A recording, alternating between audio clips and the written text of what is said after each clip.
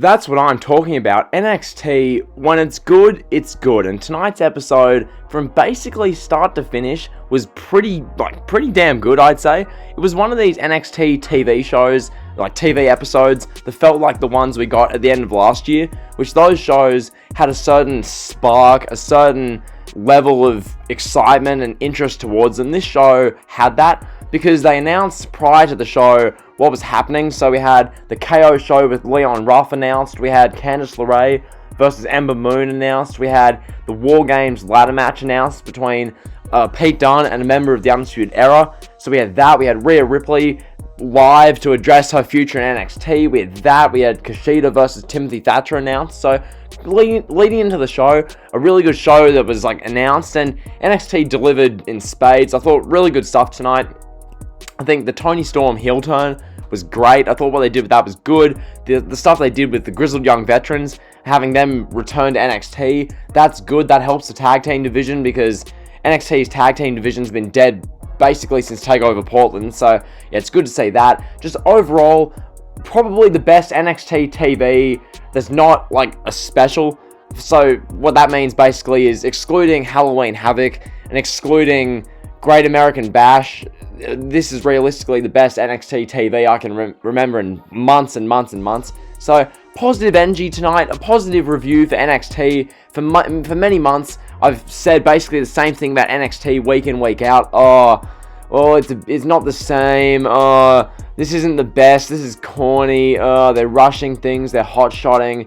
Don't really care. But this week, positive vibes at NXT. A good NXT show from start to finish, basically. Outside of that stuff, the Jake Atlas, Cameron Grimes thing, that was pretty mediocre. But outside of that, I enjoyed everything on this show. So yeah, I'm just going to get into this. I'll start off with the main event. Basically, this match was to decide the WarGames advantage. We had the Undisputed Era, represented by Kyle O'Reilly. This was decided upon in a segment early in the show. So we had the Undisputed Era show up to the arena before a commercial break. Then they come out. Adam Cole, Kyle O'Reilly, Bobby Fish, Roderick Strong. They're in the ring. Adam Cole's doing most of the talking. They do a really good promo segment. The Undisputed Era as baby faces, personally, I think I prefer them, the Undisputed Era as faces, because they're actually a bit more compelling, they're a bit more interesting, and that was really showed off tonight. They were talking about taking it to Pat McAfee and how many teams and people have come at them in over the past 4 to 5 years, but no one's been able to shake them.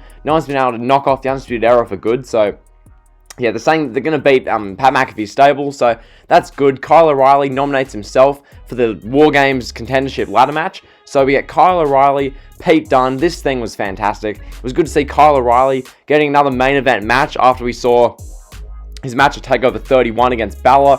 Here, another good big match for Kyle O'Reilly. Pete Dunne is just excellent in the rings. These two guys had a really physical, entertaining ladder match, which this thing was great. If you didn't see this match, go out and watch this match. Pete Dunne, Kyle O'Reilly, some of the spots they did. I mean, Kyle O'Reilly doing a top rope dive onto Pete Dunne, who's laying on a ladder, and Pete Dunne moving out of the way. So Kyle O'Reilly's knee smashes just into the ladder. That looked brutal. It really did. I think the spot where O'Reilly suplexed Dunne onto a ladder, just stuff like that. Really good stuff. They went to the outside of the ring. They used the barricade a bit. Pete Dunne just dumps Kyle O'Reilly hip first on the barricade. Some really good spots. In the end, we have a mystery man, someone wearing a black hoodie, rushes down as Kyle O'Reilly's about to grab the briefcase, shoves Kyle O'Reilly off the ladder. O'Reilly rolls out to ringside in front of the commentators. Then Pete Dunne walks up the ladder, grabs the briefcase. So Pete Dunne grabs WarGames advantage for his team. It makes sense, because usually in these WarGames matches, well, near enough every WarGames match, the heel team gets advantage, because if the babyfaces have advantage, that decreases a bit of the tension. So yeah, McAfee's stable has WarGames advantage, should be good. And yeah, I mean, really good main event ladder match. And also one other thing I want to mention about that, Kevin Owens on commentary for that ladder match was fantastic. Kyle O'Reilly has the letters KO on his boots, or on his padding and whatnot. So Kyle O'Reilly literally, when he's doing random moves, Kevin Owens goes, "Oh, it's great to see Kyle O'Reilly with his initial, representing me on his knee," stuff like that. I've explained that poorly, but it's just funny little Kevin Owens comments on commentary. I think Owens should be a permanent commentator I really do. I think he adds stuff on commentary. He's not just Tom Phillips or all these other guys who sound the same. He's actually interesting. So, yeah, that was good. As far as stuff involving Kevin Owens, that segment they did, the KO show with Leon Ruff, not much to talk about. Basically, Owens came out, they had the KO show set up. Leon Ruff, the North American champion, God, that sounds weird to say, he comes out, they do a bit of back and forth pandering. Leon Ruff was smiling, happy, jumping around, very upbeat that he's champion still. Johnny Gargano comes out, says that it's a joke that he's champion. Damian Priest comes out, says he wants a rematch and wants a match for his title. Then it gets announced that there's going to be a triple threat match. Johnny Gargano, Leon Ruff, Damian Priest, North American title at WarGames. So that should be a good match.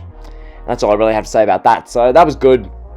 As far as the Rhea Ripley segment, now this segment built upon the opener. So in the opener, we had Candice LeRae versus Ember Moon. Candice LeRae beat Ember Moon thanks to a Toni Storm heel turn.